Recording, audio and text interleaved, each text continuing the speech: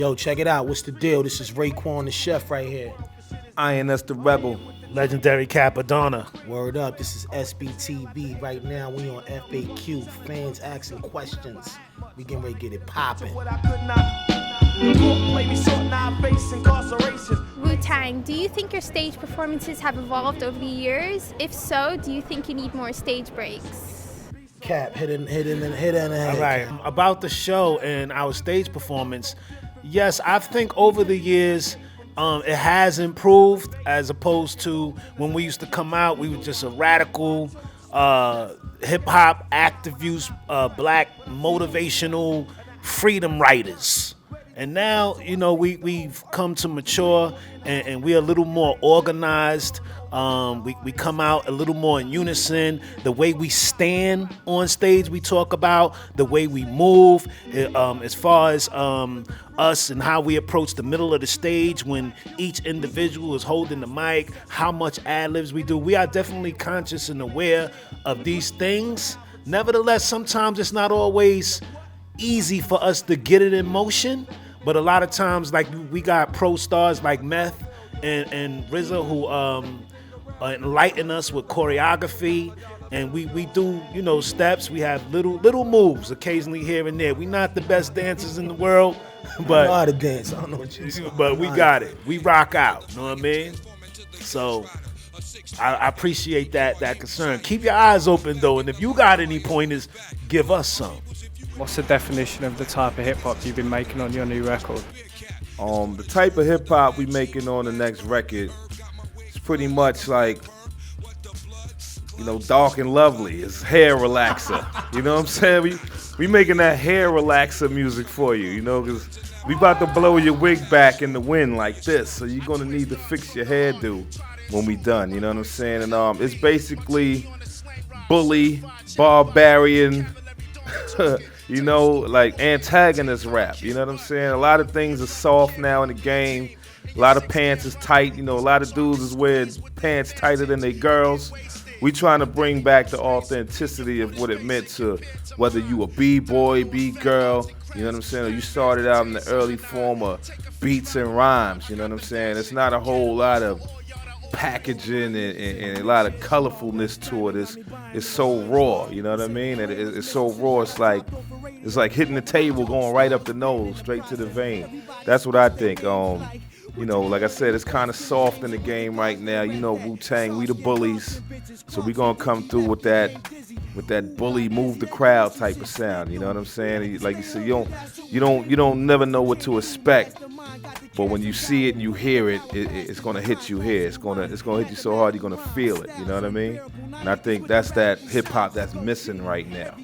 There's a lot of candy out there. You know what I'm saying? This is home cooking. We was always underground kings at what we do, you know. And right now, this is the album that we want to present to y'all. We want to go back down that lane and just give you nothing but pure fire. You know, we're not looking at it from a commercial perspective, like we have to cater to that, you know what I mean? I think it's more important for people to understand that, you know, we make real hip-hop music. My question is, are you still able to rap about street-level rawness now that you're all huge successes? Street-level rawness, realness, trill. That means true and real. I would say, you know, when you a hip hop cat, you listen to the production and then you go from there, you know. So we always gonna write about stuff that basically represent where we come from, things that take place in the world. You know, it depends though what kind of music that's being brought to the table. You know, some music we may just have to write a story because it feels like a story. And then some things we might just freestyle and do what we do because it's all about what we hear. Whatever comes out in the beat is like it's talking to us. It's like it's saying, yo, do this, do that. You know what I mean? We never gonna stop talking about what's going on in the world, but more importantly, we gonna keep representing real hip hop and, you know, street stories and, you know, emotional rap. You know, we always gonna blend that in our little soup and give y'all what we feel y'all need to get. So that's real right there. Yeah, we're gonna just keep giving y'all that street level work because, you know, that's our foundation right there. So you always gonna get it raw and uncut. Yeah, man, I'm late. My name is the RZA, aka the Resurrector, the abbot of the Wu Tang Clan. Bang. We want to know, did you guys have a 20-year plan? Yeah, we definitely had a 20-year plan. A lot of the planning for Wu Tang sometimes starts with me, and so we definitely had a plan. You gotta always have a plan, whether the plan follow through or not. It's always wise to make a plan and try and do the best to prepare yourself for any endeavor. So we started with a plan. Now plans could change, but please start with a plan on everything you do. I guess the plan is basically to just give you guys a memory of what we've been doing, which is representing in this game right here. So, it's the anniversary, so we just celebrating, traveling the world. We still haven't made it all the way around the world yet. So we're looking forward to attacking more countries, of course coming back to our country and representing in the States and, just showing people our face, all of us is still here, you know what I mean? Thank the Most High for that, and we just representing this legacy and, getting in front of these young crowd, getting in front of all different crowds, all different genres of people that love music and just representing, just showing them like what we about and what we love about this music that we make. And our ultimate plan is to secure our foundations with what we have achieved over the years and to, structure our children and our children's children so that we can continue to grow and live for the next 20 years. My question for Wu Tang is, will your next record be your last record? You never say never, and you don't want to say that something is going to be the end. But we take it project after project, per project after a time. To me, if the world accept what we're doing and continue to make us be a part of your lives, then we'll keep making it for you as long as possible. But it's when, either we expend all our energy or you expend all your energy towards us that we stop. You know what I mean? We do this, of course, for ourselves and for our growth and for our expression of our art. And also, this is a good living for us. But we do it for you. If we do it and nobody don't want it, you know what I mean, then there's no need for us to do it. Why cook food and nobody's going to eat it? So Bobby, keep supporting Wu Tang, and I'm quite sure we'll keep putting things out to fill that need. Does the line between business and friendship ever get blurred? Of course, because business is your work. It's what you do to maintain your family, and your friendship and brotherhood is the love of each other. And from whether it's your family, even your brother, if you had a company with your brother, there can be disputes, there can be blurriness. Of course it gets blurred. I'll let some of the other brothers echo on that, but my answer to that would be yes. Yeah, I agree. I agree the same way. I don't think for me it's like being, if you are a friend, the bad business could never get to such a level where it's threatening and vice versa. You know what I'm saying? Doing business with your friend, you will never let your friendship fall down by the wayside because of what you're doing or your pursuits or your personal life. You know what I'm saying? Most of the time, you know what I'm saying? I know a lot of times they say don't mix business with friendship, but we've managed to do that for 20 years and still be here and still be able to give you that. You know what I'm saying? I might be mad. Me and God just went through our little thing the other day, but if something was to happen to this man right now, I'm the first motherfucker on your ass. That's how it goes, man. Like, if me and him could have just had a fist fight of our own. Anything happens, I'm the first one there for this man. And business-wise, I feel the same way. If this man has a company or he has a business proposition and say, hey, Deck, I need you for this. Me as a friend, I'm not even looking for money. You know what I'm saying? Or that type of thing. I'm doing it out of the love of my heart. You know what I'm saying? And that's where sometimes that line could get blurry. You know what I mean? You have to be careful in what you do and who you're doing it for. And then you got to know your relationship. So I would say that. And I also would add, just on a cultural level, if you look at some cultures, you know, around the world, Asian culture, the Jewish community, you know, a lot of them are friends, families, and they continue to grow in business and spread it and grow big around the world. And so some cultures sometimes have this problem of mixing business with friendship or brotherhood. But actually, you know, the original way that business was done is family business, you know? And I think that's a proper way, that's a better way to do it because of the love as a foundation. I just want to echo one thing. There's a group of celebrities in Hollywood. They call them the Wu Tang Clan, and they consist of Seth Rogen and Evan Goldberg and David and you know all those guys, Judd Apatow and all of them.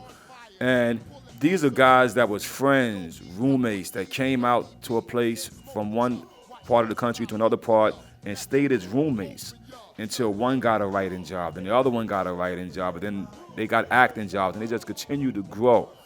And their friendship is so strong and grown that, you know, they put a movie out this summer called This Is the End, where they made a practical joke on their friendship, but yet made great art. And I've been around those guys, and I could say it reminds me of us because genuinely they like being around each other. So business becomes fun as well as lucrative. Right. Bang. My question to Wu Tang Clan is if they had an honorary member from the UK, who would it be? Dizzy Rascal. Okay, Dizzy Rascal's great. I would say Dizzy Rascal, man. I got to hang out with the brother. He took me out, album release party, Southeast, had me in the wildest part. You know what I'm saying? But all the goons showed me nothing but love. So, you know, I would definitely say Dizzy Rascal. There's probably a few more people out here I probably could name. I may not know them personally, but hanging out with that brother on his birthday on the Southeast London, you know what I'm saying? Come on. Dizzy Rascal's the official 13th member, you know? And I also like to say that I go with Deck choice, you know what I mean? Because, you know, he knows. But also, if there was any unofficial member of Wu-Tang around the world, it would be Redman.